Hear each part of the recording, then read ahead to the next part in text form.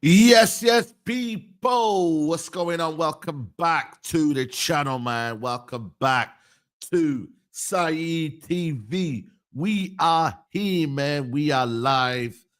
Saeed TV Daily. Hope you lot are doing good. Hope everybody's having a good morning. If you're not having a good morning, then snap it out and let's go, man. New day, new possibilities, new motives. And yeah, man. Hopefully everyone has a very, very good day. Big up to everyone who's locked in right now. Please do me a favor, though. If you could do me a favor, that would be amazing. And that is hit the like button. The like button is our good friend, you know what I mean? And it helps us push out more to people who aren't subscribed to Saeed TV and stumble across this channel. So, yeah, if you could do that for me, that would be amazing. Let's get the first 100 likes on the board. Big up to the regulars in the chat, man. Who's in here, man? We got Marcos Senna. We got the cursed thumbnail, says Jay Mora. Listen, man, shout out to Connor for the thumbnail. You know what I mean? I said to him, do me a new thumbnail. He designed it. You know, creative control. You know what I mean? Big up to Jason in the building. Big up Echo. Lateness is greatness. Yeah, man. Come on, bro. You already know, man. 25 million for Sancho. Yes, he's on his way to Juventus. Final details to be announced as well. Juventus are closing in on Jadon Sancho for 25 million euros. Negotiating with the player with a 5.5 million plus bonuses. So, yeah, listen, man, it is what it is, man. We've had our loans. We've had our, you know what I mean, had our chance to sell him. We didn't. This is on us as well, man. So we move. Big up to you, morning, Mr. Iguana. Big up to you, my friend. And then someone says, "Is Kirkus not here? We go." Kirkus is a done deal, man. What are we doing here? Kirkus is a done deal. Big up the chat, man. Big up the chat. Big up to you. Big up to Wandili. Big up to you, my friend. But we should be on the day of the here we go, man. Bryan and Mbeumo should be done today. We should have a here we go today, man. Like I'm even demanding a here we go right now. Where is the here we go, man? I need that dopamine. Yeah, it's been a while, but we need that dopamine, man. Bryan and Mbeumo needs to be announced today. Yeah, no delaying, no messing around. Today, people. Manchester United now confident to get the deal done after progress. Bryan Mbeumo is pushing for his dream move to Manchester United. He's handed in his transfer request. He wants the medical done. Bryan Mbeumo wants to be a Manchester United player, people. That is the situation right now. And I think for me, we all need it. We all need it. We all deserve it. We all want that. You know what I'm saying to you? And I think for me, it's one of them where I just want to move on to the next signing. That's where I'm at right now. I want to move on to the next signing. We have no time to waste. July is approaching. July is what? How many days away? 1, 2, 3, 4 days away from July. July is a period where things get panicky, things get a bit mad. You know what I mean? So I would say to people, let's get a move on. So hopefully then we can move on to midfielders. We can move on to wing backs, maybe if we can, goalkeeper, striker. You know what I mean? So we can have a move on. You know what I was there? But I ain't gonna lie to you, man. For me, I still think for me, we have brought in a good player. And it's lovely now how George is it's not made a video about Mbeumo. He's not really had a message. He's not really messaged me or anything like that. You know what I mean? Tobes, I'll see him as well on Monday. You know what I mean? Expressions did a video as well the other day. It's good, man. It's good. It's good we finally got over the line. And these lot can go deal with what they want to do. You know the ones there? They can do what they want to do because you know why? Bryan Mbeumo going to be a Man United player. It's going to be a Man United player. So I'm very, very hyped. You know what I mean? Man said hijack. Hijack. Hijack what, mate? There ain't no hijack, man. You know the ones. So like I said, man, we deal with this one. And then, I don't know. Let me know in the chat, guys. Yeah, help me out. Where does Man United go next? I believe, they're going to go next with a striker. I don't actually think they're going to go for a midfielder next. I think the next one is going to be a striker. And I think it's going to be Gyökeres. Gyökeres is the next thing that Manchester United are going to sort out. And Gyökeres, by the way, I heard some things last night about potential move to Liverpool. I'm not sure whether the source is correct or not, but we're hearing an outlet from Portugal is saying that Liverpool have now entered the race for Gyökeres. Personally, for me, I don't know if Gyökeres is what Liverpool need. I ain't gonna lie to you. I think what they should be aiming for is an Isak. But the problem with Isak is he costs so much money. You know what I mean? I actually think the outlet is very, very horrible. That's why I don't really want to bring it out. It's like yesterday when Team Talk came out with a bomber. Everyone kept saying to me, bomber, Team Talk. Who the hell is Team Talk, bro? Like, genuinely, guys, when we say bomber, we've got to relax, you know. We've got to calm down a little bit because we need a tier list, guys. We'll go from who's the most reliable. Would we say David Ornstein, then Fab, then the Athletic, then so forth from there? Even a Ben Jacobs now has gone up maybe to a tier 1. This year, Ben Jacobs could be a tier 1. You know what I mean, people? So we do need to have a tier list. You know, we need to rebrand. You know what I mean? If you know, you know. You know what I mean? Ben Jacobs, I'm not going to lie to you. He went from a tier 3, tier 4, straight to a tier 1. You know what I mean? He accelerated his process. You know what I mean? And he went up there today. And I can't lie to you, man. I was surprised because I thought to myself, you know what, man? In the past year, people were going mad at me for bringing him on my channel. And I can't lie to you. Sometimes I felt like, that he was just reading off a prompt. You know, he was reading off something off the screen. I was like, where would this guy brother looking? Like, he ain't really looking at me. Is he looking at somewhere where he's getting information from? You know? So we will wait and see whether now people say Ross Howard is not the guy anymore. Let's be honest. Sorry, Ross Howard. Fabrizio is the guy. It's just that right now, at this current stage right now, he's obviously not going to be the guy. You know what I mean? Like, he just what happens with Fabrizio Romano? He loves to repeat what's going on, and that's his issue. That is Fabrizio Romano's issue. He just likes to, repeat the same stuff, and then people just get really very big by it. Guys, we got some news on Bynoe-Gittens, or is it really news on Bynoe-Gittens? Chelsea and Borussia Dortmund have been in direct contact again in recent hours for Jamie Bynoe-Gittens. The agreement is getting closer, and talks in the US is good. Chelsea fans, let me know. Are you happy with this, man? Are you happy with this? Seriously, man. Like, I don't think this is the guy that Chelsea should be going for. Like, really and truly, yeah. Are you really happy with Bynoe-Gittens, bro? Like, bro, 20 years old. Has he really done much in a Dortmund shirt? Is he better than Fofana? Is he better than someone else? Like dare I say Garnacho? I don't want to use his name, but dare I say Garnacho? Like, bro, like, are you not confident this guy is is going to take it to the next level? Because I don't know, you know, man. I really, really don't know. Like, he can maybe be a potential, but you know what? Chelsea, I thought they went past that. I thought Chelsea went past potential. I really, really do. You know what I'm saying? Yeah, listen, Garnacho, listen. Whether you like him or not, yeah, we can't just say this brother is better than Garnacho when really and truly people ain't watched the Bundesliga. They've just watched a little bit of highlights from wherever. Agendas again. Nah, you know what? It's not really agendas, bro. I'll be real with you. Big up to Ams. He says he fits what he need. He fits what we need for the touchline winger. He was so good for Dortmund when he was playing the role until recently, where the new manager plays 2 10s. He's direct, great shot too. You know what it is though?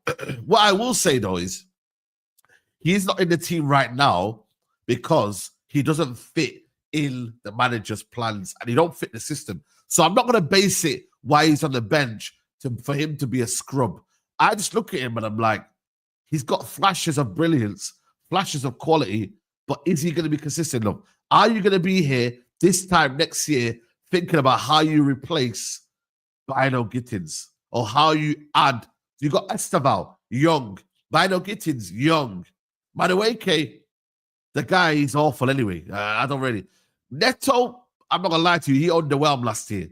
Who's going to be the guy that's going to be the reliable winger? I still think they need a reliable winger. You know what I'm saying to you? Saeed, he's a scrub. He's basically Martinelli 3 years ago. You got Quenda, but Quenda, very young. He's coming next year. Still very young. When he comes back, he will be what, 18? 18 next year. So, like I said, I wish you went for Garnacho, but you'll see, man. Estevão, listen, I'm not one of them with Estevão, yeah. Estevão, I'm not gonna lie to you. I'm actually excited to see Estevão in the Premier League. Like, I really do. I think people have gone overboard, though, with the hype. But I ain't gonna lie to you. I'm not gonna do a league gunner. Like, I'm not gonna be like, he's on a mad one league gunner. You get me? But for me, I believe the Premier League, yeah, needs more talent. We need more talent in the Premier League. We need more players that can get you on the edge of your seat. Like, if I'm watching football and I'm a football fan first, I want to see players like Estevão and these guys come to the Premier League and light it up. You know what I mean? And just be here. Because at the end of the day, it's good for the Premier League. It's good for football. You know what I'm saying to you? So I'm glad he's come to the Premier League because and I'm not saying I'm glad Florian Wirtz is signed for Liverpool. I hate it. But for the Premier League, it's going to be a good league. You know what I mean? Man said Jogger Benito is coming. Bro, listen, look at this Don, bro. Yo, Don, I need to shout you anyway, man. I forgot to reply back to your message, bro. But Don, bro, you will be here, yeah? Because we know what you're on, bro. Yeah? Don't make me bring out the video of you, bro. Like, don't make me bring it out, bro. Because you, my friend, yeah? Like, you ain't that guy, bro. You ain't that guy. I'm telling you now, bro. You ain't that guy. Yeah? We know where you go to. People say I'm giddy, yeah? People say I'm giddy, yeah? But this guy's Chief Giddy FC. You know what I mean, bro? Look at this brother here. We might have a meaty defense, but guess what, blood? We have a lot of goals in this team. Look at this. When we get Victor as well. If we get Victor, don't let me finish above certain teams, you know. Months, don't let me finish above you, you know. You gooners. Somehow, bro, if I finish above you, I'll be on a different villain arc, bro, because I've been getting fried the past 2 years. Fried. You know what I'm saying? All of us. The media wants to batter us every single week. But I'm seeing bare teams now. Oh, I'll take this guy from Chelsea. I'll take that guy from Chelsea. So why is it every time we come on stream, you don't talk about our players like they're from Wickham? Why? You hate us that much? LB, enjoy your time with Pep because your time's going to come soon. Enjoy this little thing you got going on. You know what I'm saying? I know what's marinating at my club. I know what's cooking in the back at my club. So Don knows what's cooking at the back of his club, man. You know what I mean? Like, Don knows. Don knows, man. Don knows what's going on. Don knows that Chelsea going to be cooking now. So we going to have to wait now. You know what I mean? Oh, man. I swear down, bro. Man like Don, you know. Man like Don. it's moving mad, bro. I ain't gonna lie to you, man. I ain't gonna lie to you. I'm not gonna lie to you, man. Man like Don is a funny character, man. But we'll see. We'll see. Like I said to you, right now, we have to wait and see what's going on, what's gonna be happening. And yeah, man, big up to Don. We will be there, man. We will be there for Benfica. We will be there for Benfica. Guys, we've got nearly 1,000 people in the building. If you are enjoying the content, please smash a like on the video. This is a channel for everyone. We don't discriminate. We talk about everyone. So please, guys, if you can help me out, hit the like button. That would be amazing, guys. Hit the like button right now. Let's get to at least 500 likes. Musa might be joining me later on. Let's talk about the Norgaard outrage. You know what I mean? Emergency streams galore. Everyone's going mad. Even Lee Judges is going mad. You know what I mean? Did it deserve an outrage? How do I become a member? Just press the join button, bro, or just go on the link in the description. I will be talking about Isak as well. Norgaard, guys, do you think the outrage was justified? And if there's any Arsenal fans in the building, yeah, then do comment as well. Because a lot of people went mad yesterday. Even yesterday, honestly, even when I did a video yesterday, yeah, and I actually outlined the positives and negatives, people are still going mad. Did it warrant, guys, an outrage like that, people? Because he's 31, he's going to be replacing Partey, or even Jorginho, to be fair, playing Jorginho. He's someone who I think can play in that role and actually is suitable to the role. He isn't going to be a player that is almost like going to be a madness signing. He's a very, very steady Eddie. He's not flashy. You know what I mean? He's not amazing, but he's a competent enough midfielder that can beat the press. He's good on the ball, and he'll keep it tidy. He'll be a physical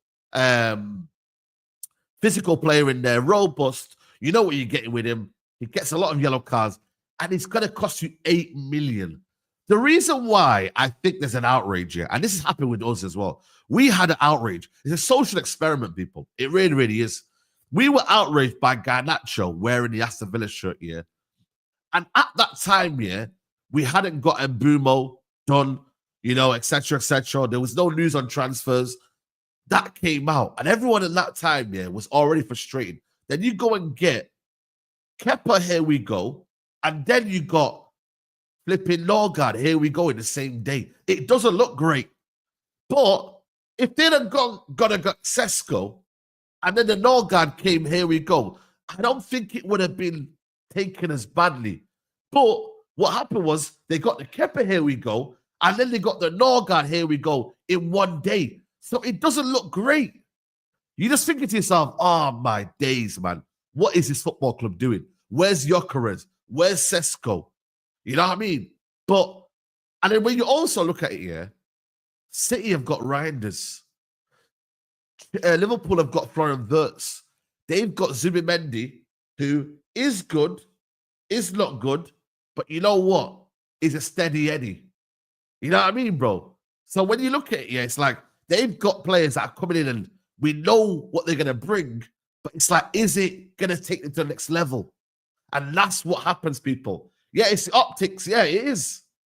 It's the optics, people. So I'm not going to lie to you. For me, I don't think he's a scrub. I don't think Norgaard is a scrub.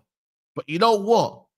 Is he going to take them to the next level? And Arsenal right now, with 5 years down the line, yeah, with no trophies, by the way, is he going to take them to the next level? That's where it comes down to. But let me know, Arsenal fans, if you're in the chat right now. Not a lot of people, just you content creators. Listen, the thing is, right, with content creators, we have to speak about it. So what happens is, yeah, it looks like we're more angry or we're projecting more of an opinion and we're maybe moaning about it. But really and truly, there's people out there that are moaning, just like they're not seen on camera. That's all it is. That's all it is, really. Let's be honest. Zubimendi and Rice, as good as it gets. Yeah. Listen, I'm not going to lie to you. Zubimendi is one to watch out for because he could either scroll through this league, yeah, and it become easy for him, and they go get another Santi Cazorla kind of type player, or he's really struggles and he can't get with the pace of the game and it's very physical and he ain't got the minerals. It could go two ways, you know. It really could. That he could come into the league here and just be an absolute dime. Or it's one of them where he struggles to adapt to the league and the physicality of the league, and then he misses Spain, he misses the paella, he misses the Spain life. You know what I'm saying, people? So it's one of them, but I do believe Zubimendi will come in and do a good job. Like, he's a good midfielder. Like, he's got the capabilities of thriving in that team. They keep the ball, Arsenal, so they should do well, really and truly. They should do well. You know what I'm saying to you? They should have got Odegaard competition. Who's out there though? That's the problem though. Who's out there that can basically be an Odegaard replace, or not replacement, but a backup to Odegaard? I'm not sure. But like I said to you, it's backup, innit? That's the thing, bro. It is backup. But could the backup be better? Could the depth be better? That's where it comes down to. Could the depth be better? And that's all it is. If they'd have got Douglas Luiz, would they have been complaining? If they've got Douglas Luiz, yeah, would they have complained? Alex Bynoe, Xavi Simons, you know what? Yeah, that's true. Yeah. Bro, I'm an Arsenal fan. I'm excited next season, whatever player we have. Yeah, that's crazy. El Canus has a 20 million release clause. You know what? Why is nobody going in for him, people? Why is nobody going in for El Canus? This brother's a baller. Like, genuinely, low risk, low cost, yeah? But you have high reward in El Canus. I'm surprised, you know. I really am surprised that nobody's really going in for El Canus. Like, he's a baller, bro. He is a baller. Like, genuinely, bro, he is a baller.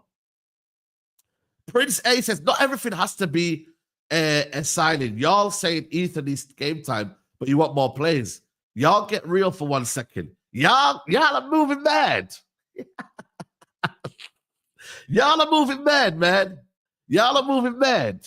But you know what? Let's see, man, because you know what it is, yeah? Fans have just been, you know what, yeah? Arsenal fans, yeah? They've been in the title race and they've been second, ole. That's why this season is a crucial season for Arsenal. Arsenal really need to win the league. Let's be honest. They need to win the league. So I feel like everybody's just agitated. Everybody's just kind of almost like, yo, like they want to win the league, innit? And you have to now match what Man City and them man are doing. You know, you have to match it. Unfortunately, this is the level you're at right now. You have to match what Liverpool and Man City are doing. It's as simple as that. And if you don't do that, then you're in trouble. You're in trouble. Someone put here, big up AJ, he put this stats up here. I mean, it's one of them, like, I don't really like to look at stats, but also stats can be misconstrued, man. You know what I'm saying to you? Big up Musa in the building, man. Here's the stats, yeah. Games played, Partey, 130, 122. Successful passes, Partey's better. Passing accuracy, Partey's better. Long passes, Partey's better. Touches, Partey's better. Progressive carries, Partey's better.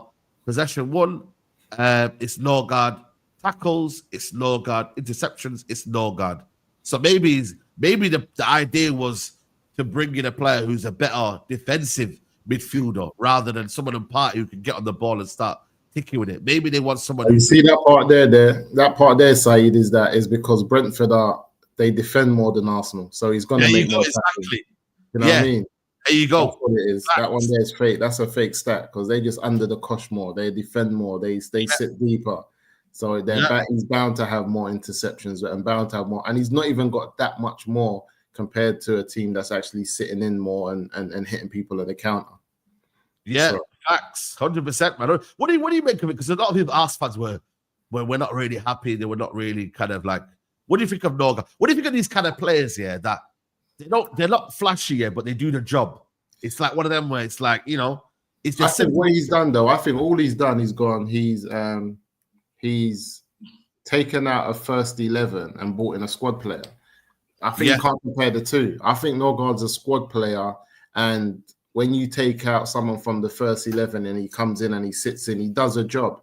but he's not in there for the first 11 to take it to another level. Like Partey takes that first 11 to another level when he's playing at his best. I don't think Norgaard does that.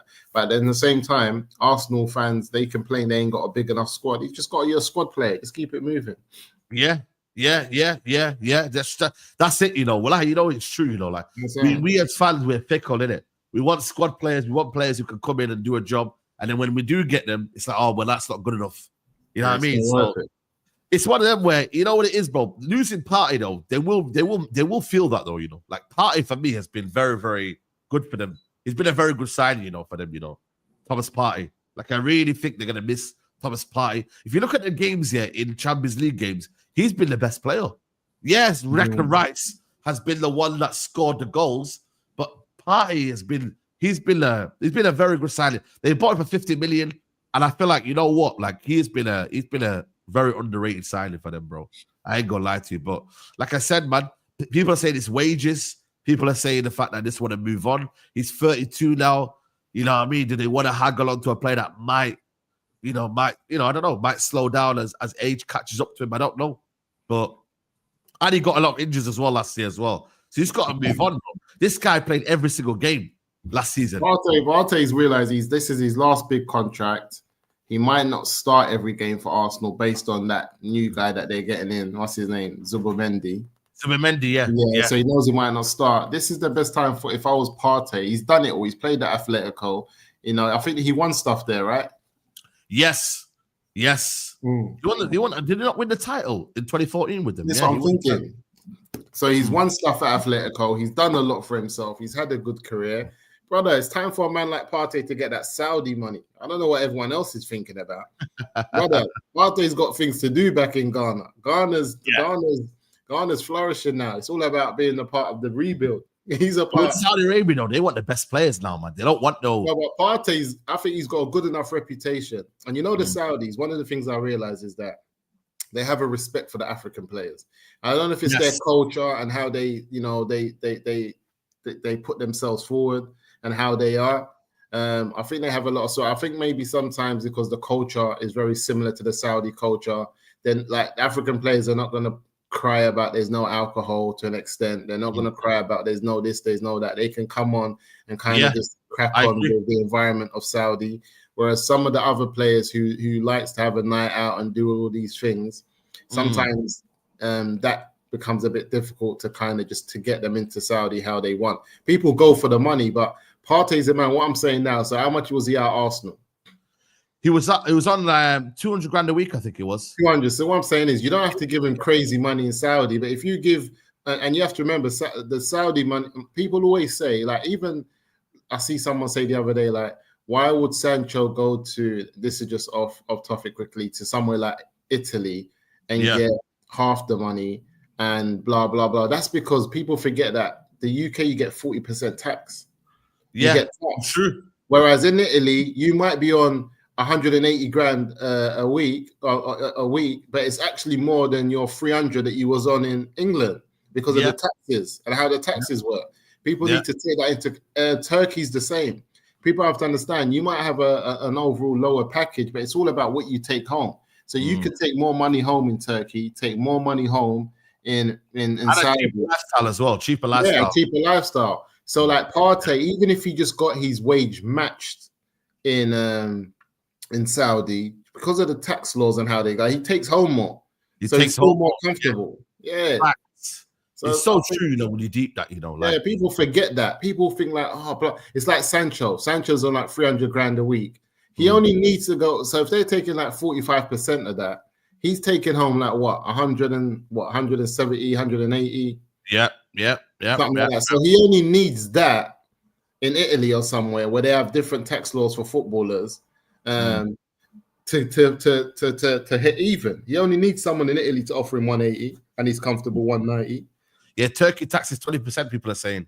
So 20%, so it's totally different. Is Germany a cheap lifestyle in Germany? People let me know in the chat, like, it's Germany a lot of players go to Germany now, like they especially English players as well, they go to Germany. They like it over there. And I don't know, it's more cleaner, you know what I mean, and whatnot. It's more, you know, I don't know. Let me know, people, the lifestyle in Germany, because it seems to be a lot of English players go there now and they enjoy it over there.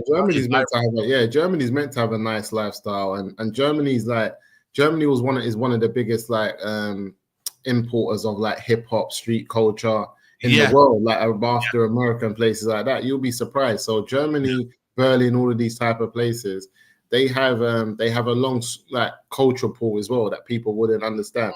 It's just that obviously it's not the English language. People are used to always speaking English, and it's about learning another language, all that stuff. But yeah, that's what it is.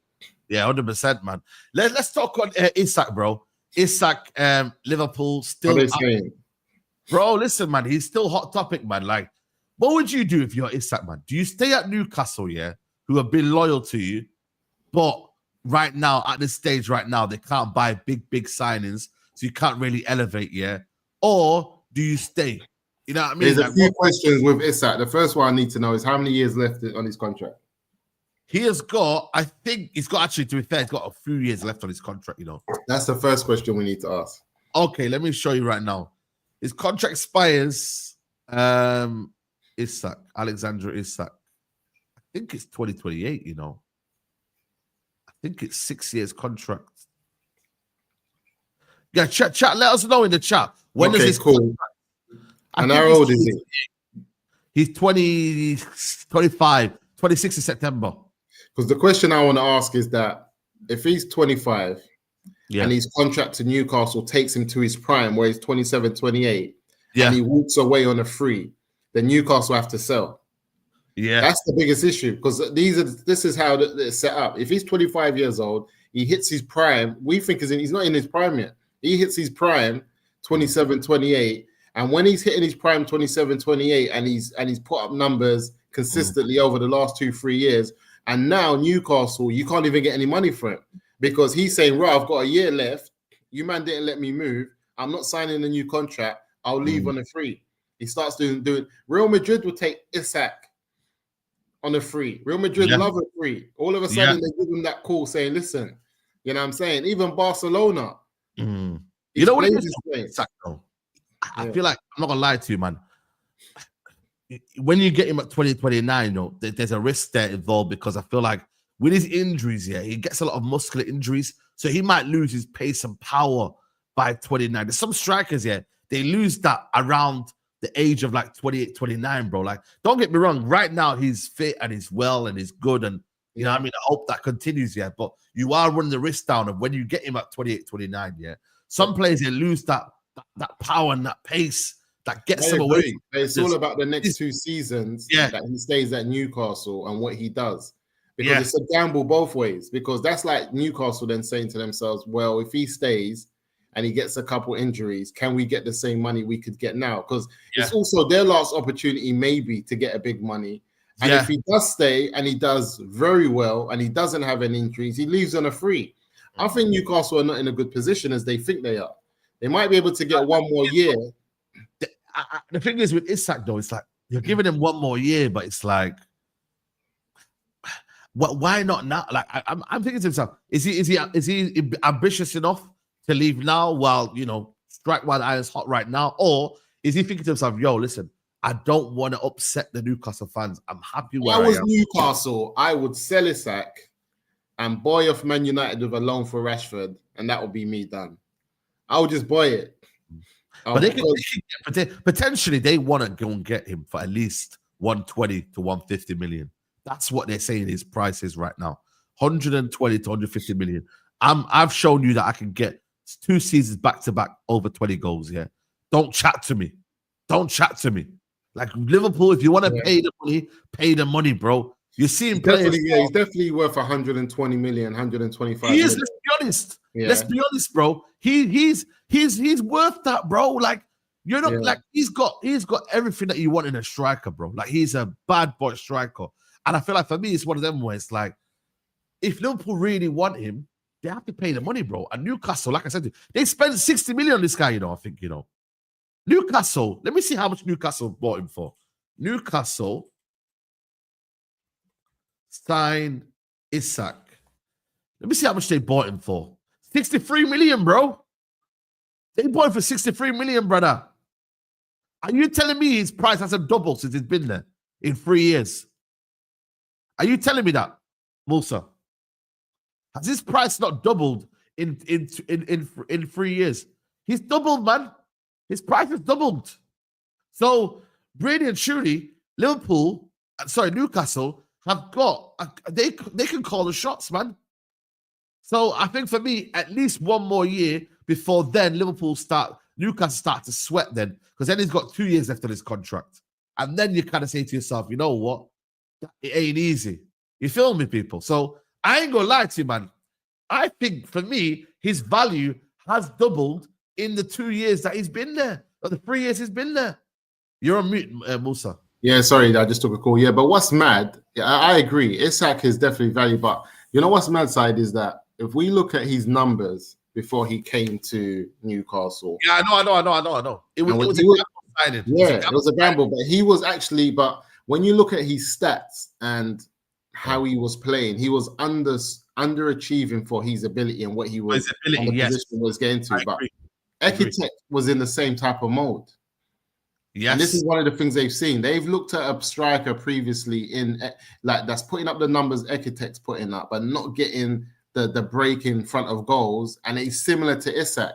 So again, and this is one of the reasons I was saying for us, yes, we want a proven striker, but why can't we go in for like an Isak the way Newcastle did with Ekitek? Why can't we pay the 50 million? Because he wasn't cheap. Newcastle paid about 45, 50 for him. Yeah. You know that's one of the reasons why I'm like, yo, Ekitek could be the next big thing, yeah. And if you go and get it for 60 million, yeah, then we're looking at a top bad boy striker. Or you go and get the Enquiries, who's ready right now and is going to deliver right now. Or there's Osimhen, who's the same as well. Like, the question I would ask, fine margins, man. It's fine margins, but the question I would ask is that if you were able to get Isak now versus Osimhen, who would you go for? Or Isak versus Enquiries. Isak all day. So the question we're asking, Man United, this is my thing. Man United, I believe we can still achieve what we want to achieve this season. Yeah. Just on the basis, in terms of firepower, just on the back of Mbeumo and Cunha. I believe that. I don't believe we need another number 9. So what I'm saying is this: if we have Zertsky, Ekitike, Mbeumo, Cunha, I believe we only still finish top 6 anyway. We're not getting anywhere. And I believe even if we have a proven striker, whether it's Enquiries or what's his name now, Osimhen, I still feel it's a push to ask for more than top 4 again. So what's the gap? It's not that much of a gap, but then you get a striker who is maybe on his way. Real talk, if we were to get Enquiries, yeah, or Osimhen, yeah, and along with Mbeumo and thingy, does that not push us to top 5? Or do you think it's too much of a gap? Last year, yeah, the problem was, yeah, we were losing bad games, but we missed a lot of chances, Musa, Yeah, but I just think like when you bring in 2 players who have scored who've got good numbers in the last 3 seasons in Mbeumo and Cunha, and you had Ahmad into it, who wasn't getting a look in before in a previous manager, was on loan at Sunderland, and we've seen him score goals very well this season when he hasn't had that injury. I just feel like adding Bruno into that, I just don't feel like the striker is the end all be all. I agree with you in a sense. Yeah, I do. I also believe United should be going in for 2 strikers and getting rid of Højlund. That's what I believe. I believe if you get rid of Højlund, yeah, you can replace Højlund. Like, for example, I would get Osimhen and Ekitike.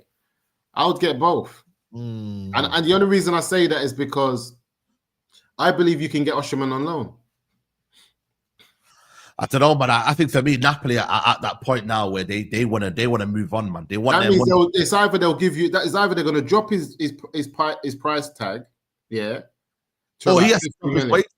Yeah, but his wages are not that big. What's Osimhen's wages? Everyone keeps on saying that. Oh, he's listen. It's not what he's on Mason Mount money. He's on 260, around 260. Yeah, but he's on Mason Mount money. That's what I'm saying. Osherman's money's more. not. He wants more, bro. You can tell he wants more, man. No, I've seen the money that they said Galatasaray is willing to pay him, and it's not crazy money. I just think this Osherman money thing is a myth. People keep talking about money, and then you look at someone like the money we're paying out to, like I said, Mason Mount and Sancho and Rashford. Come on, man. This Osherman money stuff. We as football fans want the best players. I always believe you. If you want the best players, yeah, you get rid of Rashford, Sancho, and maybe if one more player, you've got wages then to buy Osherman. Remember, they wanted quickly on this one. They wanted Osherman to sign a new contract to extend it if he wants to go on loan. Napoli want him to sign it, so if he does go on loan, they can still sell him. That's one of the things. This is one of the things that they tried before. But like I said, I think Osherman's price drops, and I think out of all of the strikers we're linked to, I don't know. It's a funny play because I feel like Isak and Gyökeres are an international strike partners. Yes. Osherman outscored Isak in the Nations League. Yeah. He was a top goal scorer in the Nations League. Osherman would do well to play for Newcastle next season. Are they in the champs? Are they not? Yeah, they're in the Champions League, bro. They're in the champs. So that's a big move as well. If they imagine they sell Isak to Liverpool, and then they go and get in his his national team partner in Gyökeres. That's a good move as well. I think there's a lot of. The problem is with United is we've done this before, trying to get the finished piece when we're not finished yet as a team, and I don't want to do that. I know. You're right. You're right. Maybe our priorities are wrong. That's why for me, midfield is a big priority. The final piece of the jigsaw. Look at Arsenal. Look at all of these football clubs. Even Pep Guardiola. He hasn't really before Haaland, man. He wasn't really concentrating on a striker. Let's be real. Like Barcelona are not really chasing down no number 9s. No, Liverpool haven't done that as well. No. Say what you want to say about Arsenal, but they haven't chased a striker, a big boy striker like that. They've kind of almost fixed their whole spine first. United really need to fix their whole spine. But the problem is, though, we need to get from where we need to get to top 5 to be respected. We can't be in around this top 10, top 15 anymore. We need to be a respected club where I want the manager to prove that he's fixed everything and all he's missing is a 9. I want him to prove that. Yeah, I want him to prove that because I don't want us because I'm being told now get Gyökeres for individual brilliance, and Gyökeres is not an individual brilliance player. He's not. He's a team system. He's not on this trying to do it on his own.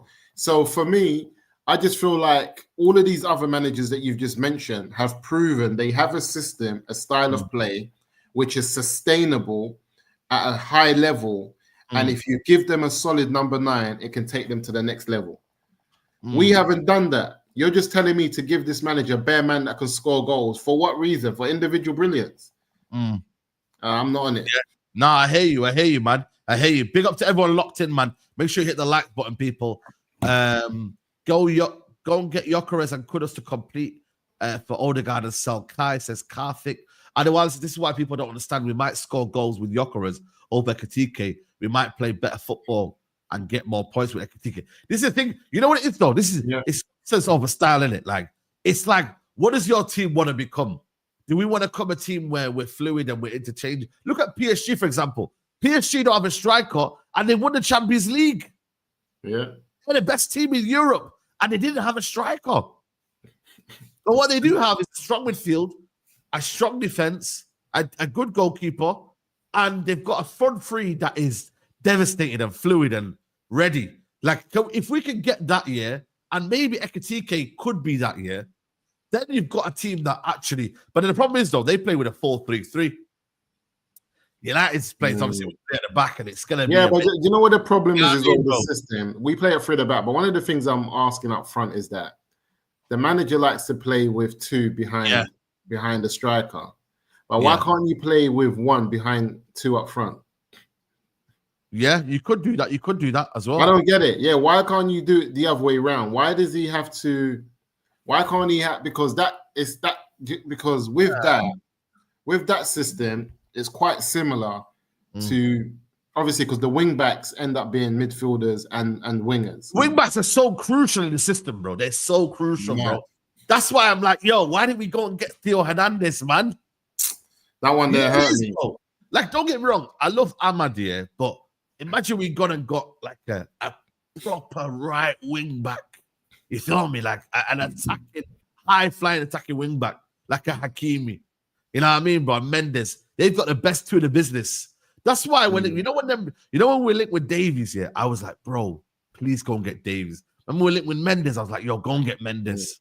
You know what I mean? Right now, we've got a lot of potential with even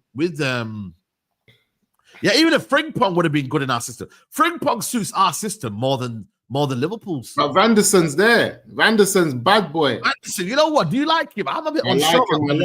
I like him a lot. Yeah. I think his attacking ability is very good. I think for me, I prefer him, and his defensive is much better than Frimpong.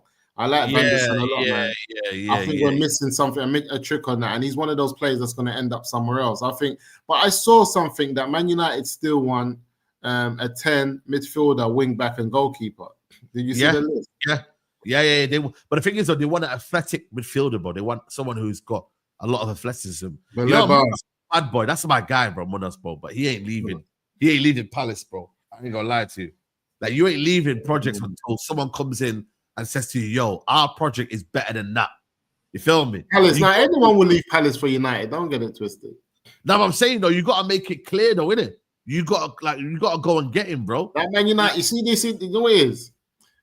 Palace shirt is like Zara. That Man United shirt is like Dior. It's a big deal, you know. That Man United shirt is like a Prada Dior type of shirt. It's not. It's like, it's scary. It's not a simple shirt. It's one thing buying that shirt as a fan, but to wear it as a player and say, I know. It's yo. You know what? People don't realize that, you know, man. Like, being connected to Man United, bro, is like, people don't like. Madness. I was never like, bro. It's a big. If you're playing for the football club, it's a big thing, bro.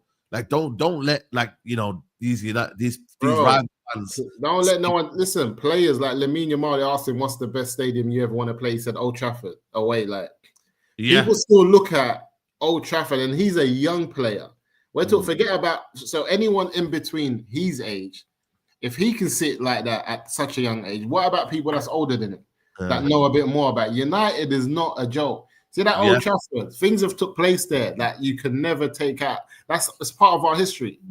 Facts. You can't take that away bro. Man just need to be back, you know, man. Like, I'm telling you. And man, you know what it is, bro? It's like telling yo. It's like an old gangster saying, yo, you're back in the day, man. I used to run these ends, you know. Yeah, I'm telling you, I used to run like, he's telling you I used to run these ends, but then you're looking at me like, I don't believe you. I'm like, nah, bro, I don't see fake that. News. Huh? It's fake news. Man's thinking, nah, I can't believe it. Until someone pulls up and says, nah, he was the man. I'm telling you. But right now, I'm looking at him and he's like, he doesn't have that same aura. This is like United. We're going into the people say, yo, we were the guys. But listen, for the Premier League to be the Premier League, United need to be doing well. It's facts. Whether people like it or not, it's facts. People say the Premier League's boring, the Premier League's that. We're still the most watched team, even though we're not even we're not even at that level. And Liverpool and them, man, there. But you see United, this is like Turkey, I love the Turkey shirt. He said boxing needs a black heavyweight champion. He goes, listen, don't ask me about racism. Don't ask me about religion. I'm just telling you what I know. He said boxing needs a black heavyweight champion. And I looked at him and I laughed, but I said, I get what he's saying. He's talking about when the likes of Mike Tyson, Lennox Lewis, when these men were ruling the division, there's something about 1 minute. Yeah, man. No, it's true. It's true. Let me give them some Quran. Are they ready for this? yeah. Listen, man. We need Quran, man. We need Quran. We need help. Oh, yeah, Allah heard. They said these men need help. We need help, bro. But the reality is this, though. You see, when I look at United side, we're never gonna be the club that we're meant to, or the Premier League is never going to be the Premier League that it's meant to be unless we're competing. Because all banter aside, no one wants us 15th. They're laughing, but they don't. Nobody wants us. The neutral don't want United 15th. But the problem is, right now, though, I can't lie to you. Our heritage ain't working for us, bro. What we We're were. close, outside. You know, I know we're close. One of the things at Man United is that. Close. Okay, chat to You me. know why I say this? One of the things at Man United is that we let the fan base trick us out of our position. When United finished second, oh, is that all you lot are good for? Finishing second. When did second become a big deal? What's so big about second? When they finished second, yeah, but when they finished second, we're one step away from winning it. We're one step away from the top. Like whenever United done anything good after post Fergie, people always mocked us. So the fan base reacted to that and said, we wanted more, we wanted more. But we never took time to actually understand that it's not just about what's happening on the pitch, it's also what's happening off the pitch. All of that had to catch up. Because a lot of the time, I look at the teams that we had some good 11s, man. Some good 11s. I watched that video of Eric Bailly in that, yeah.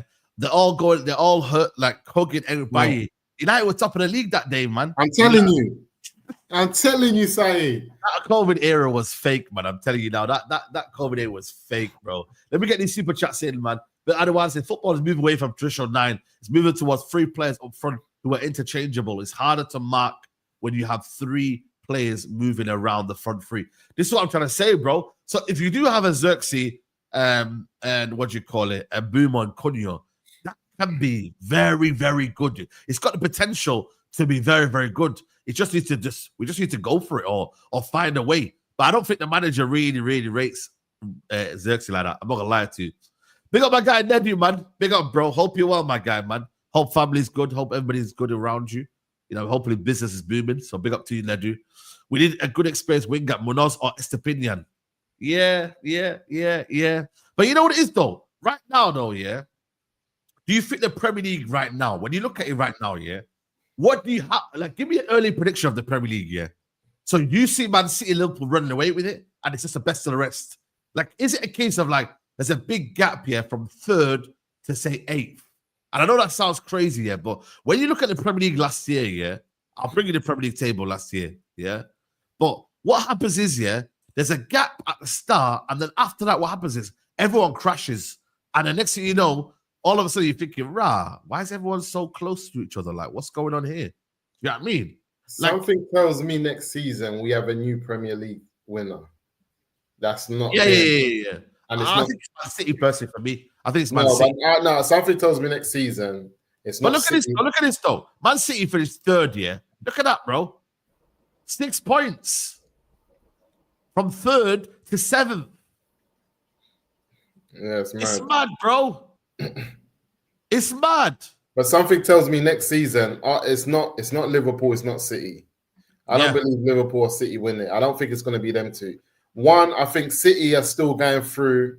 Don't let City lie to you. Whatever they went through last season is not over.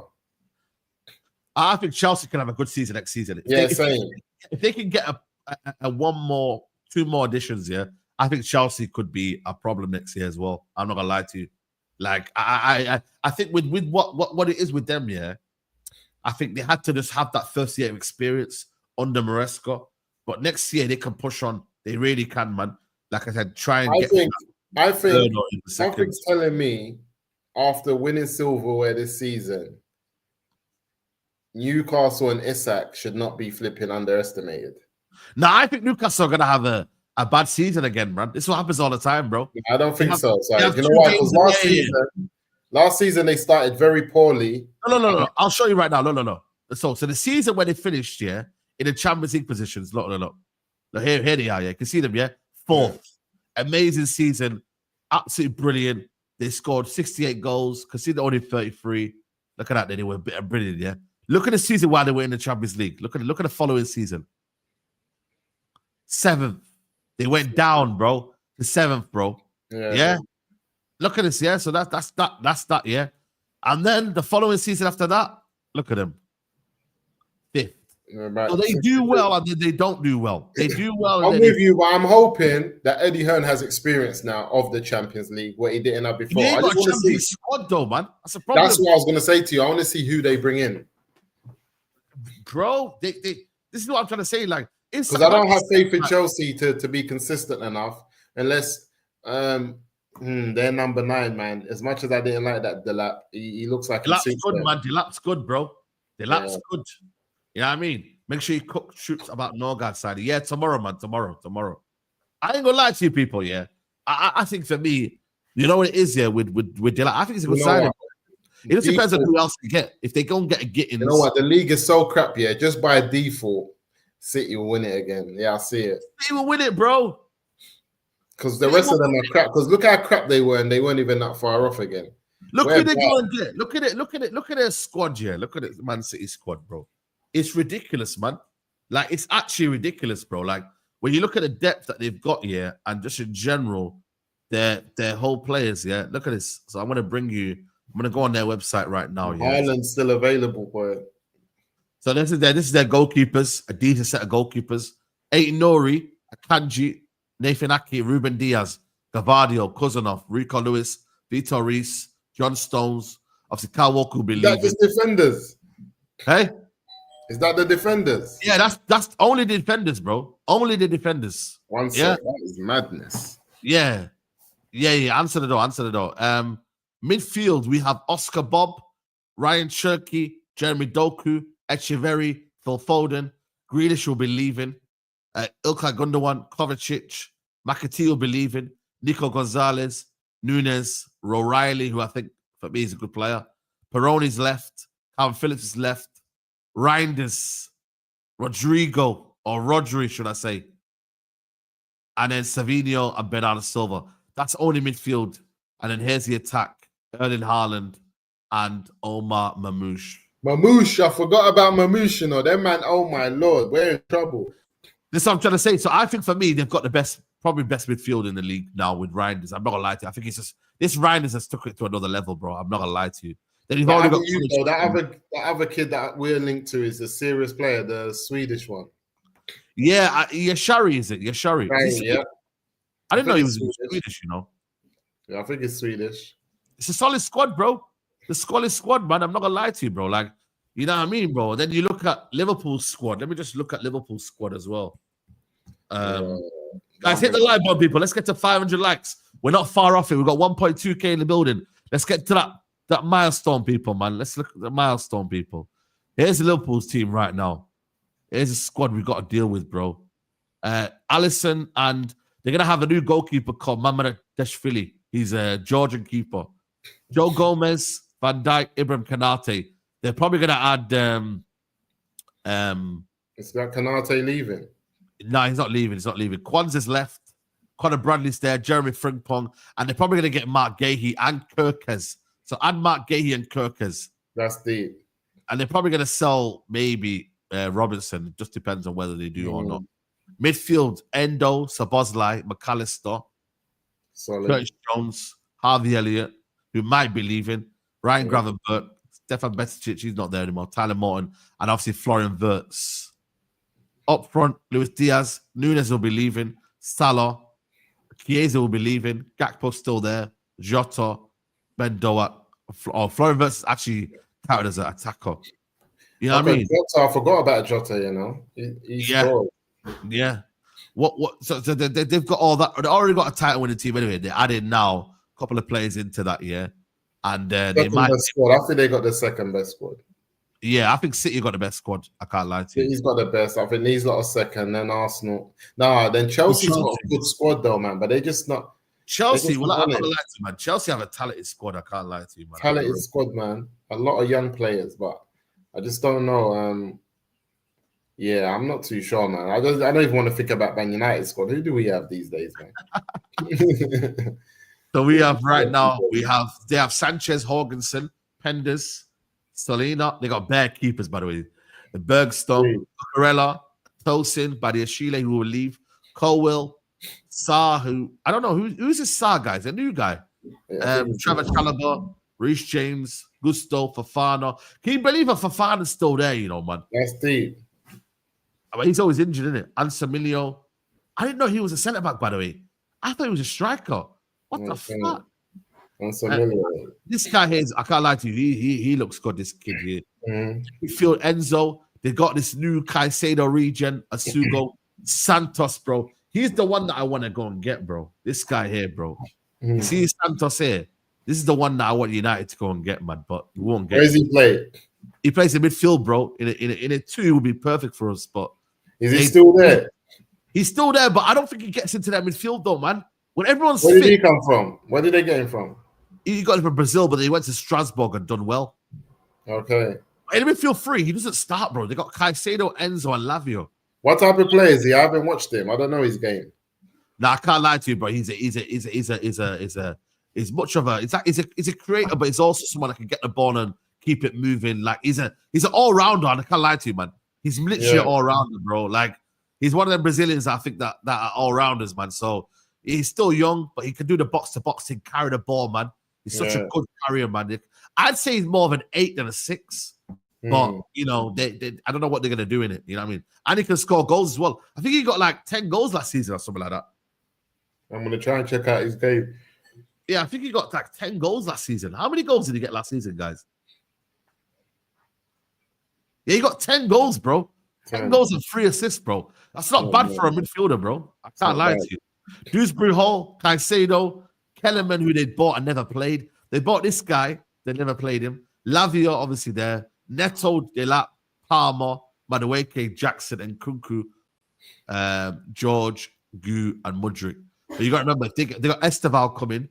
If they got in Gittens, that's added to that squad as well. So, listen, it's what they're. But for me, their midfield is the best kind of thing that they've got. I can't lie. They got a good pick. Now they got a good pick. They got a good pick. They got a blend. They got players that can actually do a job, have the ability. Yeah, they got a good one. Let's look at the Arsenal squad and see what theirs is saying, man. Because them man have just got NBA. Arsenal always seem to be like they just got an 11 and that's about it. But I don't know. They always So they got Raya. Kepa's going to be coming. They got Neto, Saliba, Tierney's left, Ben White, Gabriel, Timber, Kivior.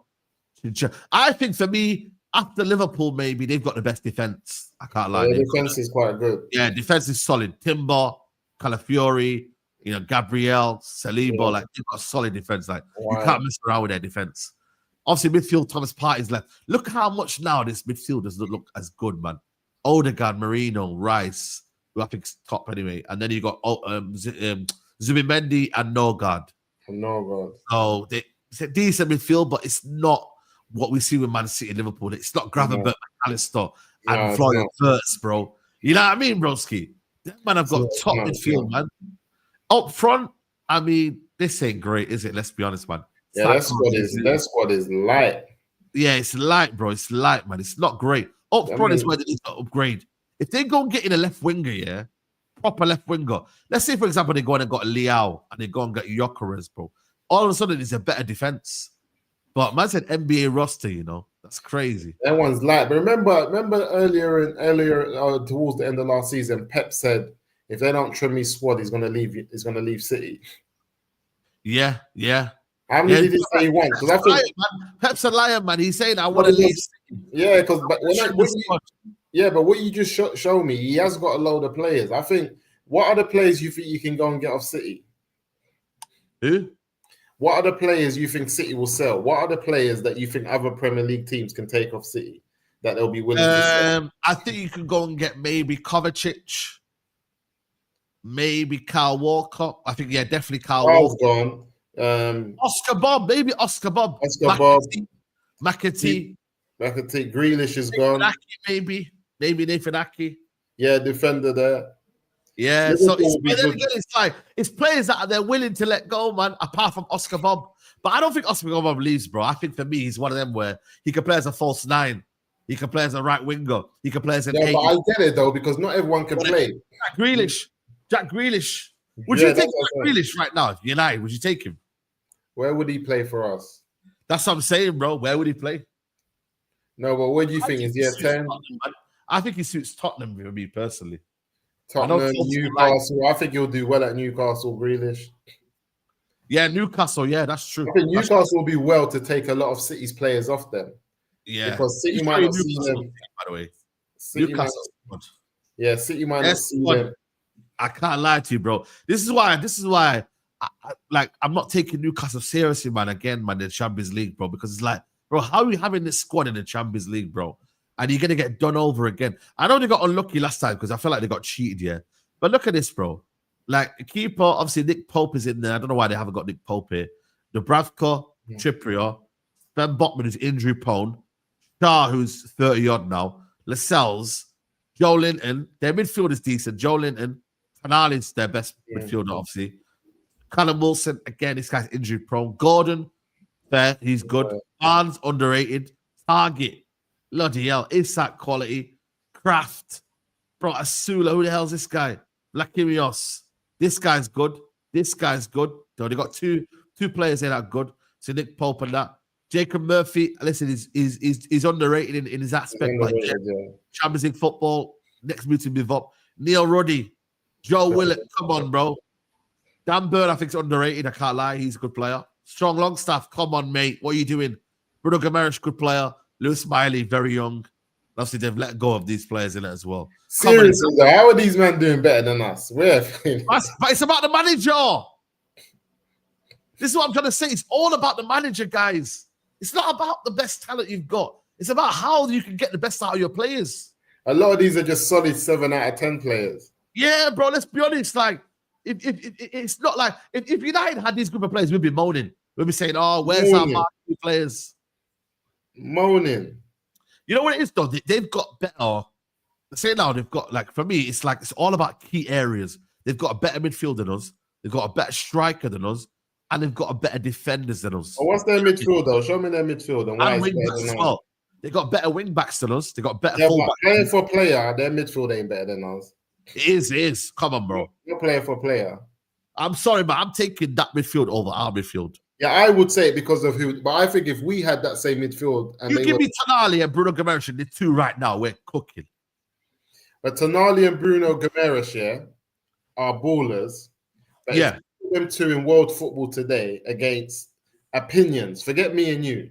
If you went and got the best players in the world who are playing football right now, and you said Tonali and Bruno Gomes or Casemiro and Bruno Fernandes.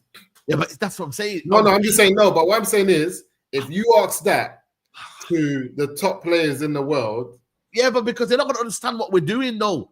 We have to understand. That's why I said to you. Context. No, I'm with you with the context, but that's why I said that if Newcastle have Casemiro and Bruno Fernandes with a manager that knows what he's doing, and we have the other two, we might be crying. Now, bro, you know, Bruno and Casemiro, it looks good. It sounds good, yeah. But you've got a guy who loves to basically give the ball away at every cost here. I'm sorry, it is. Bruno Fernandes wants to play high volume. Portugal. By the way, you know Casemiro, he's got the most progressive passes in the league. You know that, by the way. Yeah. One of the most players. And the thing is, though, you've got him against a player who wants to also do that as well, but in a different way. You don't work together. You have a Tonali and a Bruno Gomes, one that likes to just light out the fires in Bruno Gomes versus a Tonali that wants to get on the ball and just be a dictator. For me, that's a perfect blend. With us, Casemiro can't really cover Bruno Fernandes because he hasn't got the legs anymore. So it's not a blend, whereas Bruno Gomes can do that for Tonali. What else is why I think that we don't have a system that hides the flaws of what you've just said? Yeah, I agree with that. Because there's another system where there's a third player in the middle of that part that actually allows them to do what they need to do. And I feel like that's one of the issues that we have. And I agree. I'm talking about in terms of the functionality, Newcastle's midfield functions much better than ours. But in terms of the individual players and just the names, then that'll be debatable. Yeah. No, for me, it's about, listen, look at PSG's midfield as a prime example. I think for me, everybody should just look at PSG's midfield as a prime example. They don't have a 6. They don't have an 8. So we don't know where they're all playing. But you know what they do? They all rotate, Musa. They all like move around. 1 minute, Neves is up there, high up the pitch. 1 minute is Ruiz. 1 minute is and the other. I'm gonna die on this hill, Saeed. If Man United go and get me Xavi Hernandez, the manager, we are back. I think Xavi struggles in this team. I don't. I think he does. I think a lot of people will realize that Xavi won't be as what you think it is. The manager. No, I agree. Luis Enrique will be key to that. Xavi is not a possession based, bro. Like, if you need to build a team that can keep the ball, then go get. Talking about the manager. Yeah, the manager. Yeah. That's what I'm saying. Yeah, the manager Xavi. If you bring me Xavi, I've looked at all the managers who've worked under Pep, Alonso, Arteta, my man Maresca at Liverpool, at Chelsea. I mean, who else? You know what it is here? Let me tell you something. Let me break it down here. I don't want managers that come in and try and beat us down here with their philosophy. You know what I want? I want a manager that what he does here, he improves what he has, he assesses what he's got here, and he improves the team by doing that. That's a philosophy for me. Improving what you have, improving what you got, and making us better. That's it. That's a simple philosophy. I believe a 4-3-3. Yo, I have an idea, and this is what I'm gonna do. The problem is this though, Saeed. Improve what we got, and be. As just people saying, be an Ollie. No, there has to be an element of tactics involved. What I'm saying is, look at the top managers in world football. All of them, what they do, their basic principle is to make sure that you do better with what you have. And you know what I'll say to you though, Saeed, evolution in your team. Simple. I agree with you 100%, but you show me a top side, a top manager. Look at Arsenal is a perfect example. Arsenal, do you really see a philosophy there with Arsenal? Yes, let me show you something. Yes, I do. And let me show you be honest though. Be honest. I'll be honest with you. Yeah, I do. Have you really seen Arsenal's philosophy? Or have you seen him say, you know what? Hold on a minute. Have you seen him say, you know what? There's a group of players out there that are actually good footballers. Let me not change. Hold on a minute. Let me not change too much. Let me add a few dots here and there, but let me carry on what we've seen and then go from there and improve what we have. He hasn't changed it a lot to the point where he said, I'm going to make sure this is my idea, my philosophy. You move or you change it. But defensively side, he made them harder to beat. Yeah, he did. But again, like I said, he didn't change a lot. And you know what? No, you know what I think is a big change to me? And this is what I was about to say to you. Show me a top manager and I'll point to their midfield. This is going to be the season where they have their philosophy, by the way. No, but I'm going to show you something. No, but show me a top manager and I'll point to their midfield. Every manager you rate today or team, I will just point at their midfield. What Slot did, what I think was massive, that's overlooked, and what Gravenberg did, said that he said as soon as he came in, he called me on holiday and told me that he was going to change my position. That change to Gravenberg in the middle of that park won Liverpool that league like that. That was what he also said to Mohamed Salah, though. What did he say to Mohamed Salah, though? Mohamed Salah told him, yo, brother, don't make me do all this running in behind. Yeah, I want to stay where I am.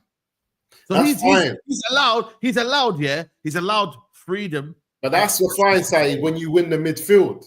Yeah, I get that. Yeah, if you win your midfield battles and you have a midfield that can control games, large majority of the games, you will win games.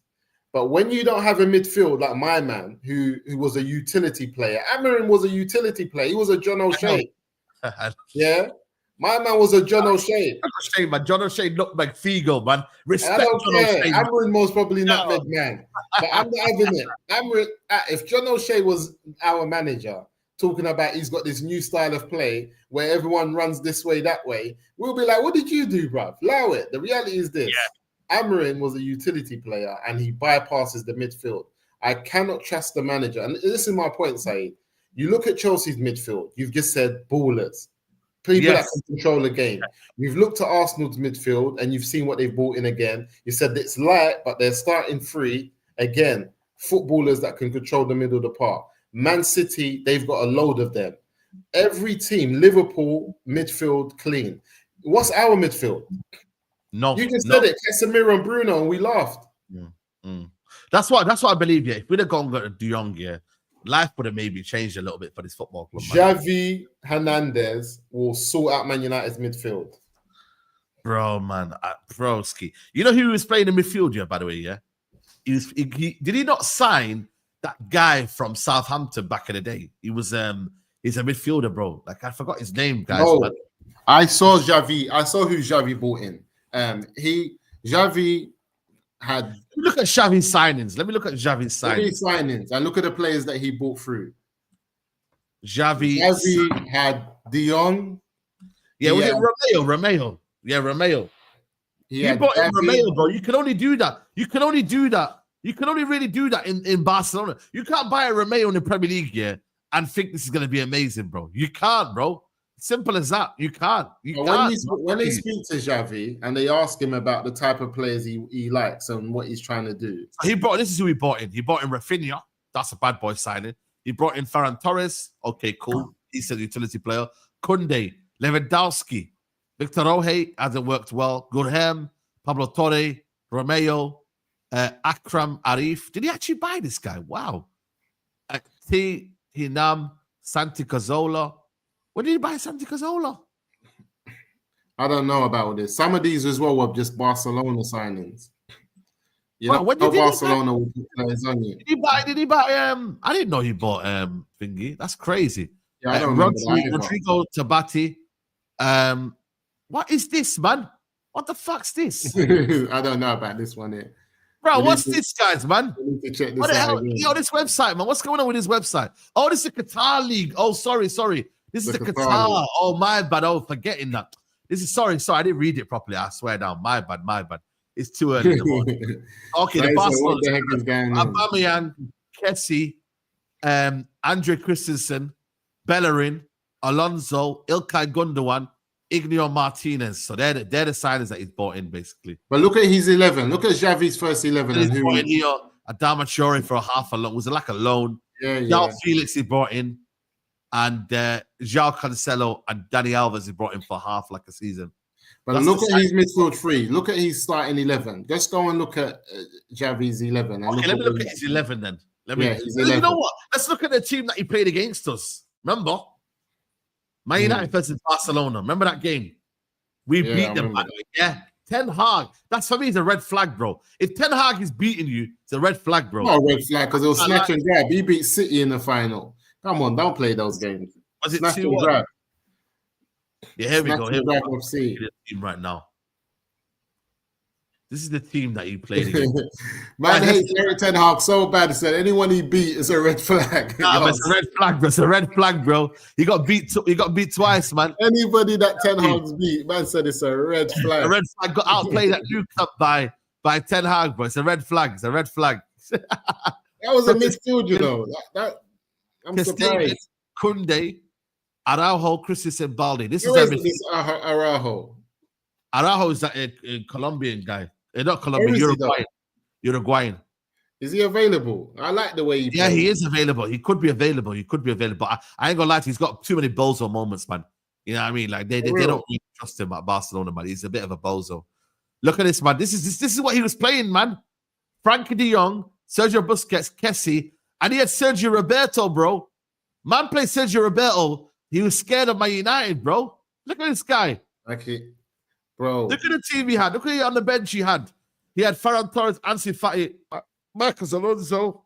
Look at this, bro. But he bought through Lamine. This ain't the season. Show us the season he bought through Lamine and Gavi and them other men. He bought them through. What season? That's the season. What was that last season? That was last Barcelona. season. Give me a game, guys, where Barcelona. The season before. Go on. What was that season? 23-24? 23-24. Okay, this is their team, 23-24 then. This is the team that they had. I think this is this season, you know. Guys, let me know in the chat the squad. Oh, here we go. Let me go bring this up here.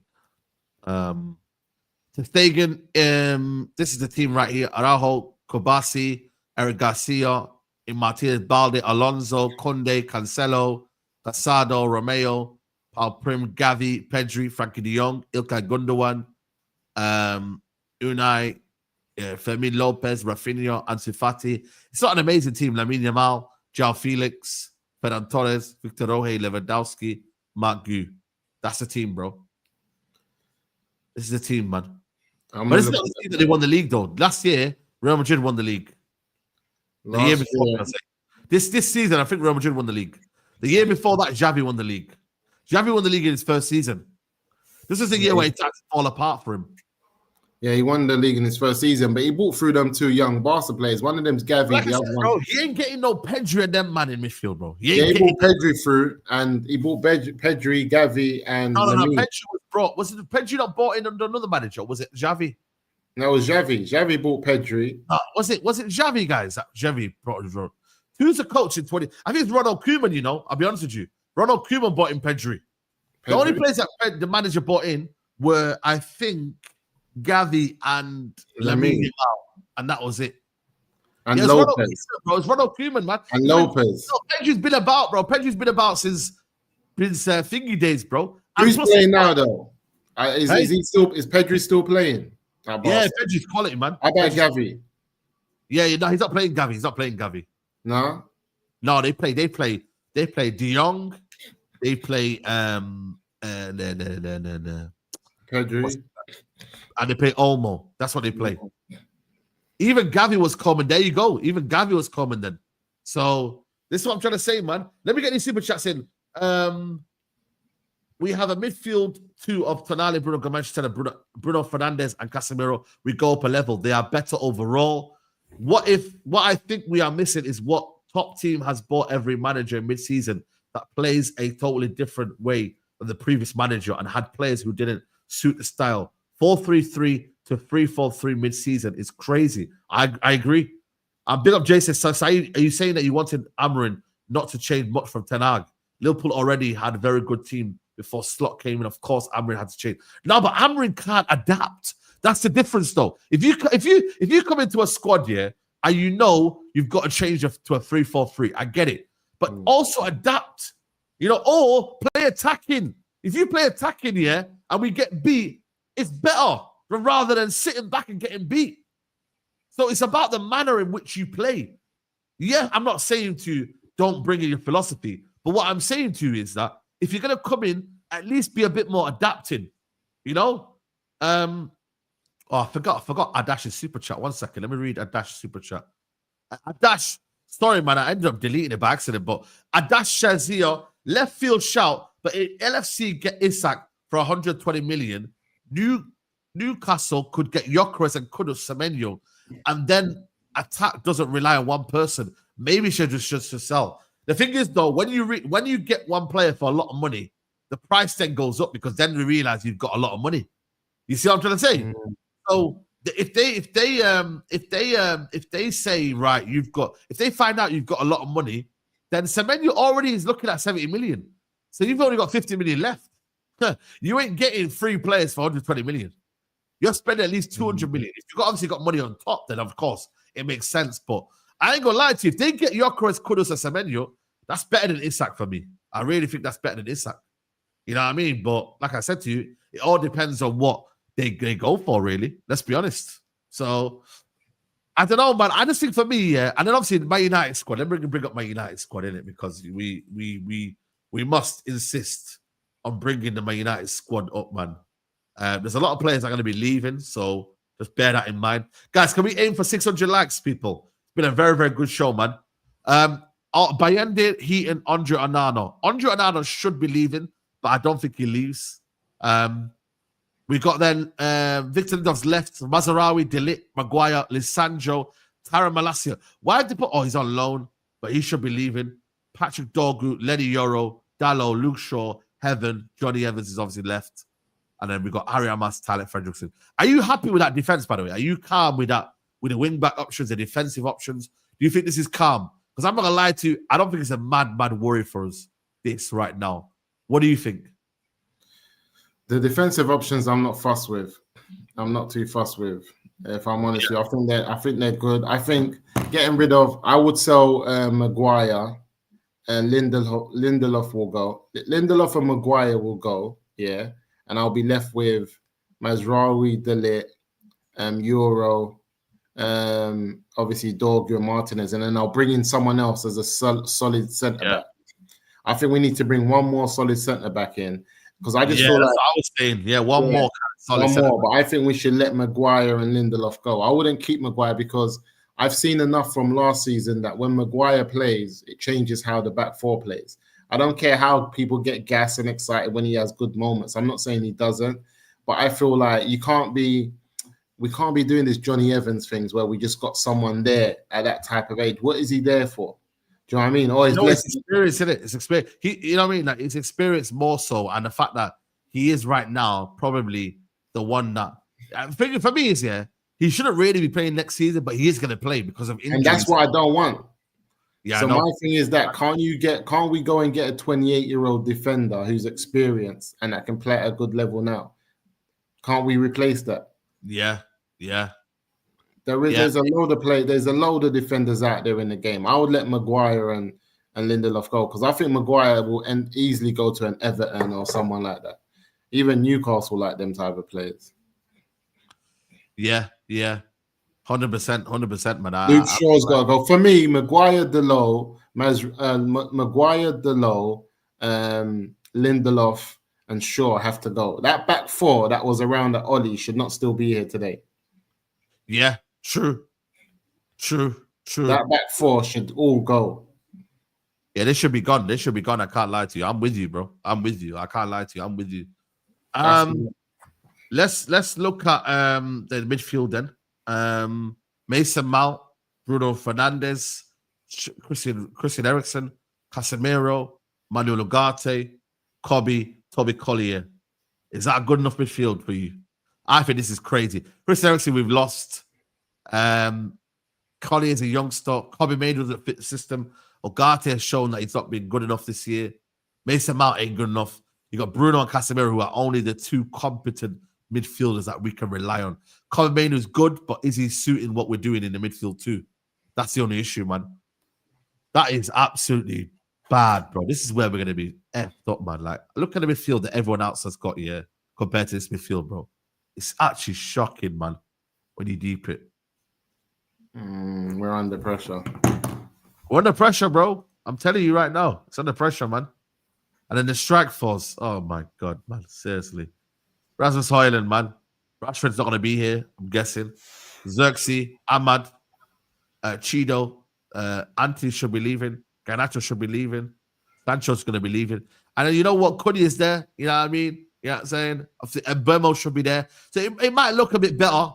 You know what I mean? After Mbeumo comes in and then you might get in Ekitike or Gyökeres. It might look a little bit better. But as of now, it's not looking great right now. You know what I'm saying? Yeah. Again, oh my Lord, we're just crap side, man. Flipping it, bro. These are the type of man's looking at. It could look a lot better by the end of the window. Go and get Ole Gunnar Solskjaer's squad. You start seeing Cavani start seeing madness in front of us. You see what you just showed me. That is 21-22. 21-22, I think. That was just the worst COVID, isn't it? 2021 or 21-22. Yeah. Yeah, that was the worst. You see what you just showed me there? David De Gea, Lindelof, Bailly, Phil Jones, Maguire, Pogba, Ronaldo, Mata, Martial, Rashford, Mason Greenwood, Lee Grant. See that there? Pogba, Mata, Martial, Ronaldo. That is mad. Ahmad, Fred, Bruno Fernandes, Rafael Varane, Dalot, Edison Cavani, Luke Shaw, Fred. You know what, Fred? You see Fred? What was for a player like Fred now in the middle of the park? Yeah. Tellers, Wan-Bissaka, Nemanja Matic, Johnny van der Beek, Ilanga, Scott McTominay, Tina Mengi, Hannibal. Ilanga. Bro, listen, man. Listen. We didn't play Ilanga. That season, Ilanga, to be fair, had his most minutes. Yeah, you know what? The thing is with him, yeah. Cavani was my guy. I had nothing but Cavani got done dirty, bro. Cavani got done dirty, but it's one of them where it's like, I don't know, man.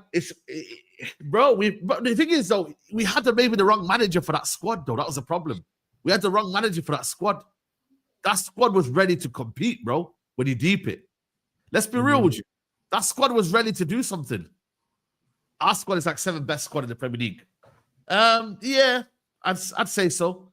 Because now Brentford have got weaker, Bournemouth have got weaker. So United should be finishing above Brentford and Bournemouth next season. Yeah. So have Aston Villa improved? To be fair, they got a good manager and they still got good players. But again, they need to improve as well. Who else is out there? Who have we gained on from next season? Are we finishing above these teams next season, Musa?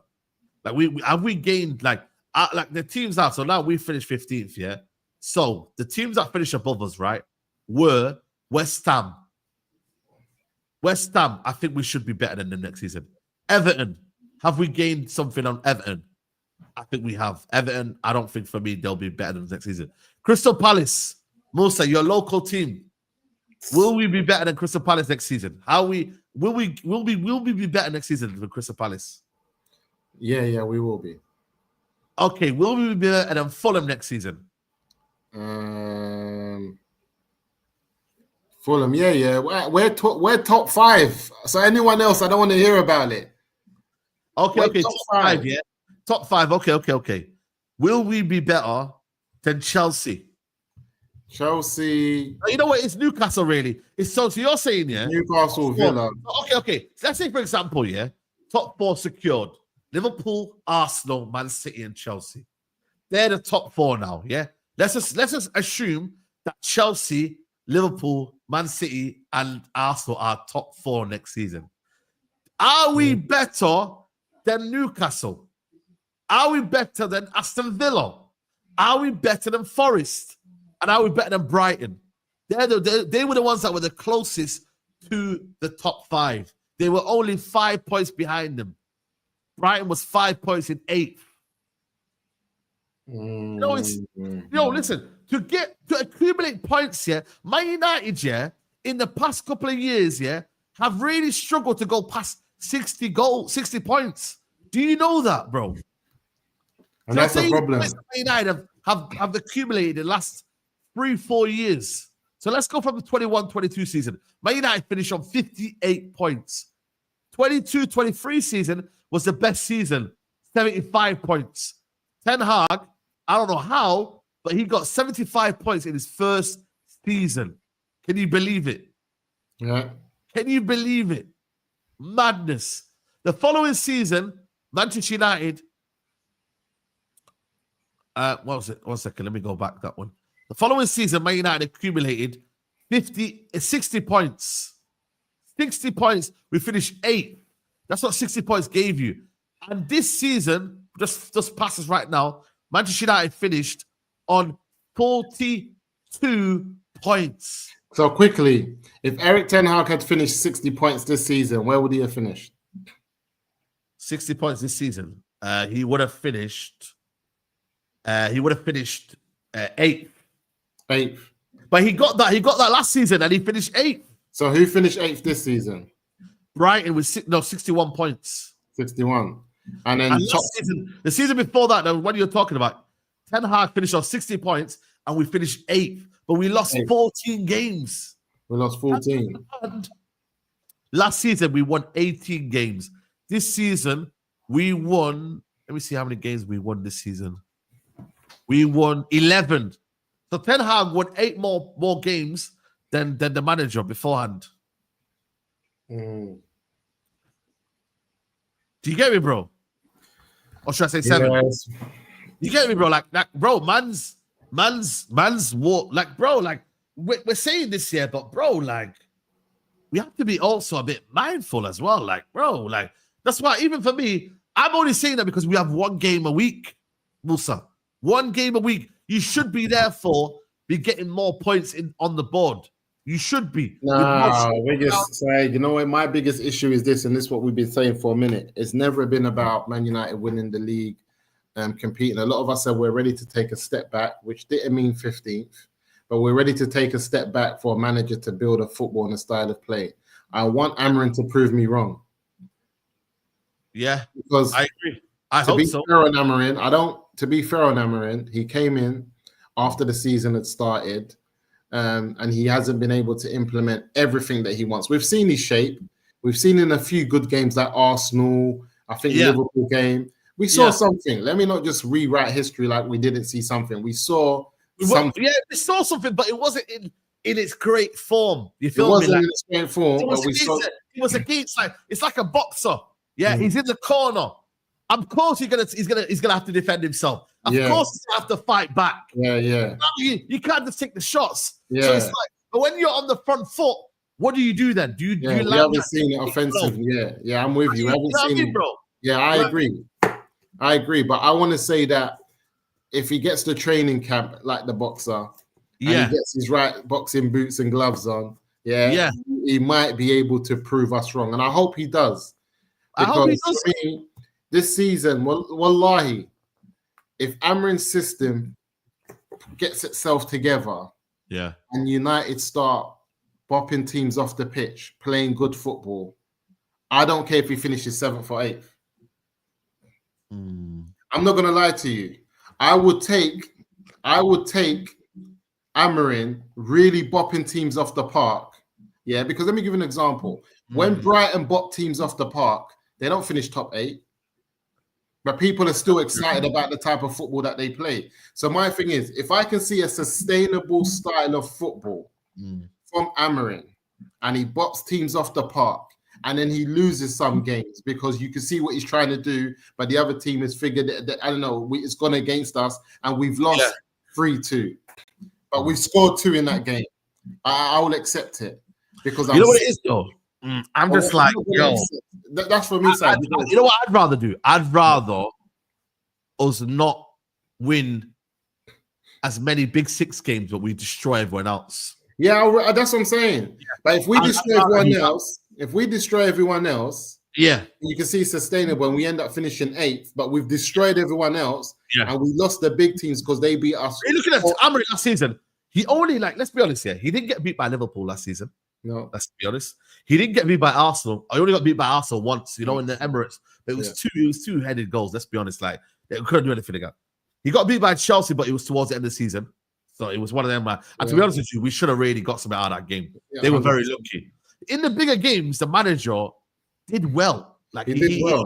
And this is why I hope he proves me wrong. If he bops teams off the park, Saeed, and it's consistent, and that we're consistently going away to the smaller teams and exerting ourselves and showing our style of play and bopping them off the park, I will take a 7th, 8th finish, and I won't complain. Now, I think for me, we gotta get top 6, man. But the style of football is more important.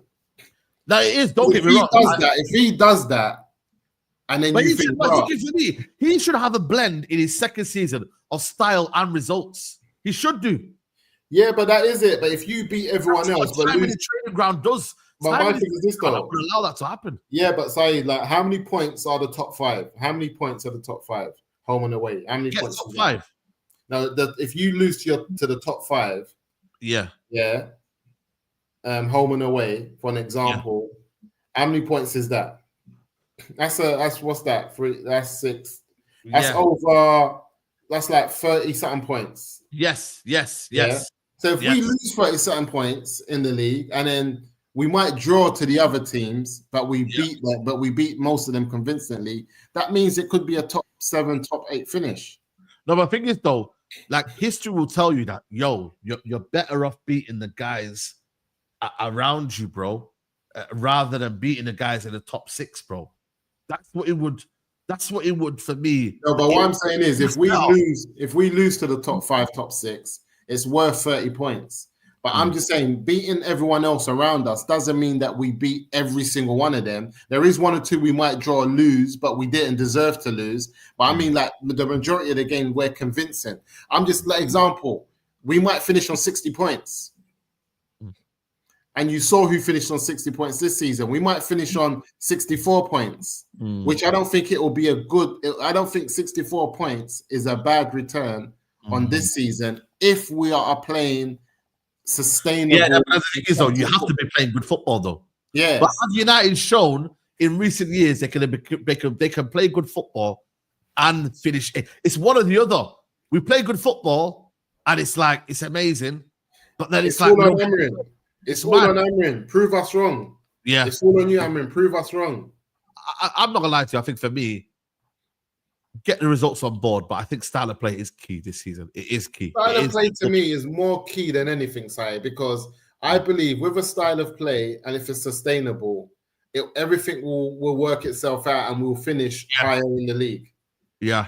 I think it's important. I don't want to see something that's not sustainable, but if it's not sustainable and it's flipping individual brilliance FC, I'll be happy to steal a top 6 finish and then get rid of the manager. But I'll prefer Amorim to prove me wrong. Yeah, I agree. Listen, I think for me, it's all about that first game, bro. If we could get that first game sorted out, and then, boy, it's one of them, man. By the way, what happened in the Inter Milan game, by the way, versus River Plate game? Was there a big fight or something? Yeah, I can see something now. Dumfries went at it yesterday. I don't know what happened. I can What see the something. fuck happened here, bro? I didn't even watch the game yesterday. Was he getting racist abuse last night?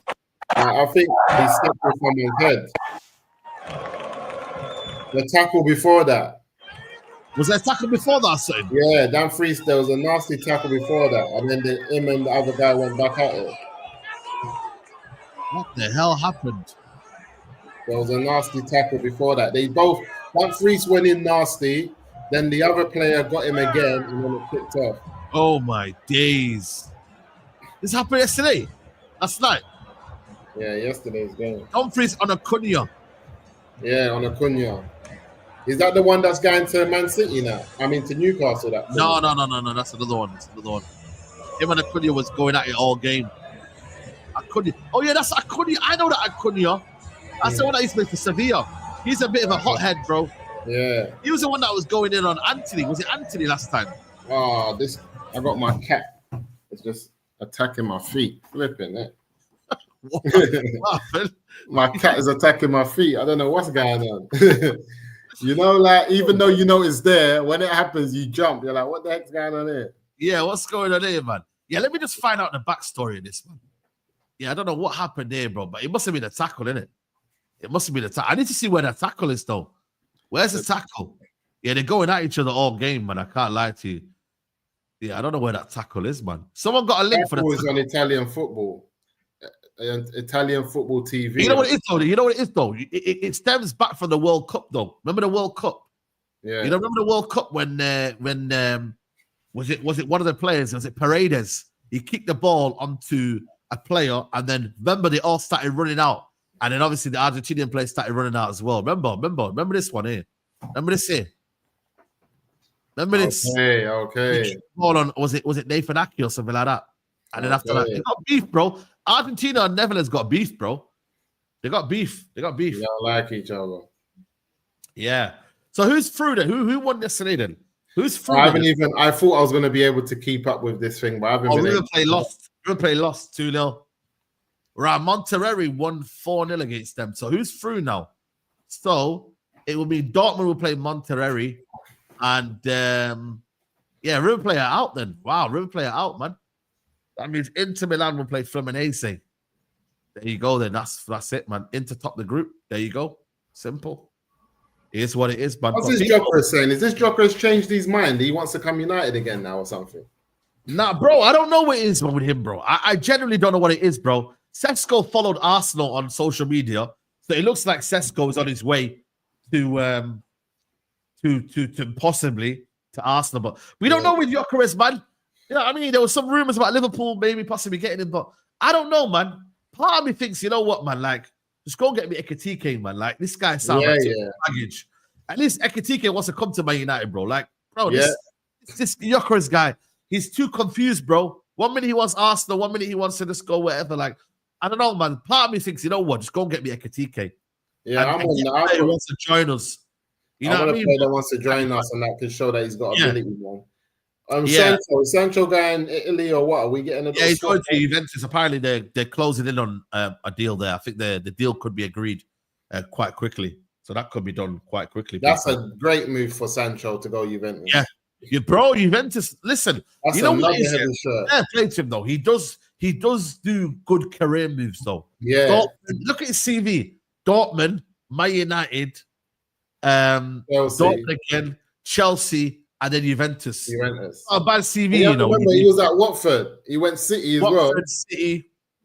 His big moves. No, it's not a bad CV. You know what I'm saying? Listen, that shirt, that black and white strip shirt from Juventus is a heavy shirt. That's a heavy shirt to wear in your career. I know. Fair play to you. There's a few mandem there as well. All them Thuram and a few mandem there for it. Yeah. Adash, would you agree to selling Mainoo if it means United get extra funds for Baleba? I also think a Yari from Bryan is a cheap option for some clubs. You know what it is, bro? I've just got this kind of feeling of like we can't sell Mainoo, man. Like that would be a new low for Man United to be selling Mainoo, bro. I'll be real. Mainoo, Saeed, I'm going to tell you where it is. Everything people say Mainoo can't do, I saw him do under Eric Ten Hag. Mainoo is in England as well, bro. In England, level. Mainoo is one of the best academy players I've seen come out. Facts. Even since when? Because I think he's better than Rashford. Since Greenwood, bro. Since Greenwood. It's Greenwood. Yeah. Since Greenwood, Mainoo is the best footballing player I've seen come out of the academy. Even like the goal against Leon. People forget. Bro, bad his boy ability. finish. Bad boy finish. Collected. Yeah, you know what it is, bro. You know what it is in life, yeah. People forget, bro, easily. People forget, man. And you know what it is, bro. That comes to blindness because you're following a manager as well, and you backing the manager. You're like, you know what? Whatever the manager says, whatever the system says, whatever says, like, you know what I mean. And I think for me, you lose. You like, bro. Remember that Liverpool game, bro, in the FA Cup. Look at the FA Cup final. Yeah. The goal that he scored. People look at the game against England versus Holland, bro. The guy dominated the game. Yeah. People forget too early. Like, I'm not willing to give up on Mainoo, but I'm also not saying that he's got a divine right to start at Man United. Do you get what I'm trying to say?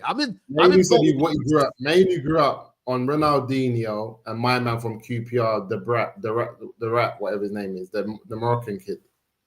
He was another street footballer. Something the Brat. Who's that? You know the Moroccan guy that was at QPR, bad boy footballer. Tarap. Yeah, Tarap.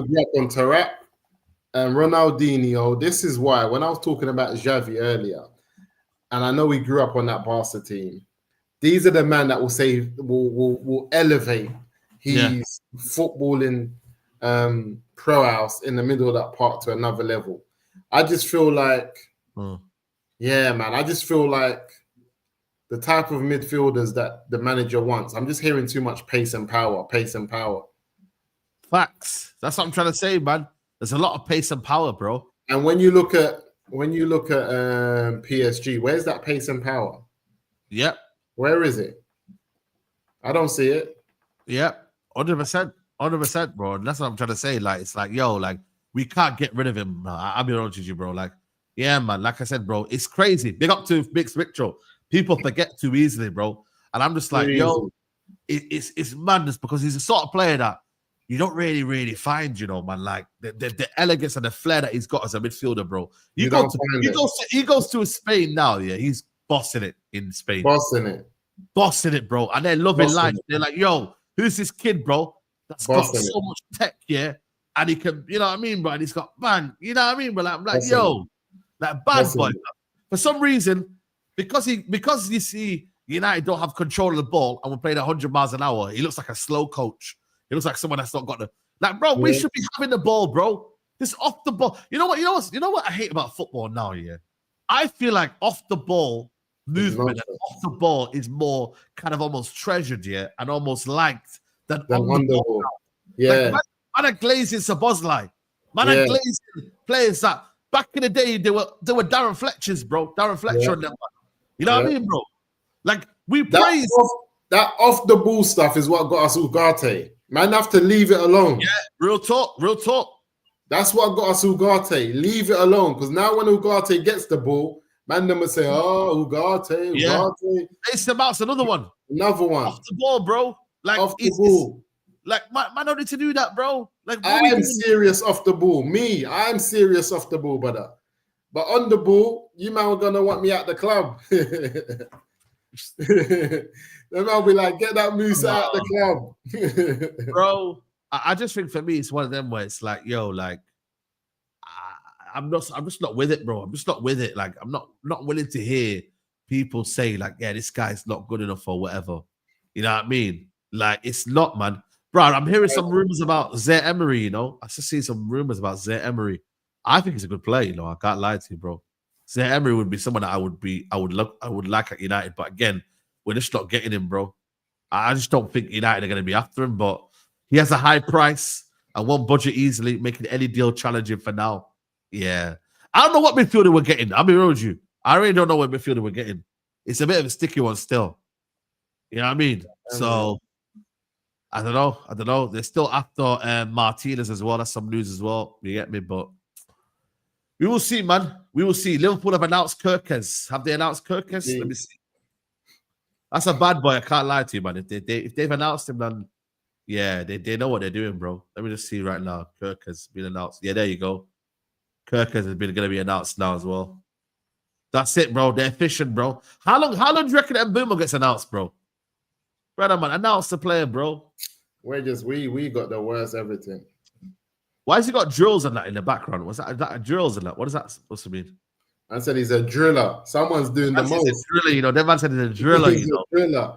You know, one of the mandems, the videographer said, "Listen, I need to put that in the back. The real drillers will know where I'm going." The real drillers, you know, man. Now we need to get the bro. I'm telling you now, man. There's 3 weeks left until preseason, man. Let's get some signings through the door, man. I mean, 18th, 1, 2, 3. 3 weeks tomorrow. 3 weeks tomorrow is when United are playing. Yeah, it's mad. Making it there. Nah, real talk, man. Gyökeres Liverpool's actually heating up. I don't want him. Hopefully it happens. He'll bang it out. Nunes, PTSD. Yeah, Nunes, they're gonna sell Nunes for a decent price. You get me? So let's see, man. But yeah, people, man, that's been a very, very good show, man. I don't know how them 2 hours we did a 2 hour show, but boy, we were just here, man. We were just here. You know what I mean? Hey? Therapy United, mate. Therapy United, people, man. You know, we'll be back tomorrow with troops. You know what I mean? Man, like troops and that. You know what I mean? So we will be there. Under pressure. Troops is just on that man. Yeah, bro. They're shouting, but he knows Arsenal's not winning anything. Yeah, it ain't easy, bro. It ain't easy for Troops. The Troops tells it. He keeps it real. Him and what's my man that's out in Spain? Who? Lee Gunner. That man keep it real. Yeah, they keep it real, man. Lee Gunner was doing too much stream last night, man. You get me? He was moving mad, bro. So, boy, we're gonna have to see, man. Wagwan. But listen, people, I might be back later on. If there's some breaking news, people, I'll be back. But if not, I'll be back later on for the game, which is Juventus versus Man City. That should be a good game, man. You know what I mean? See what they're saying, the oldest and them, man. But yeah, later on, people, at 8 o'clock, it's whoever going to top the group here.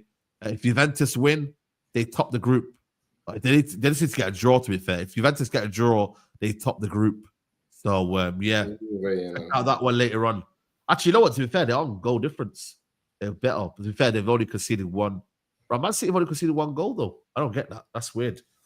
But yeah, people, smash a like on the video. Subscribe to the channel if you're new, man. Hopefully we get the Here We Go, man, today, Musa, man. You think so?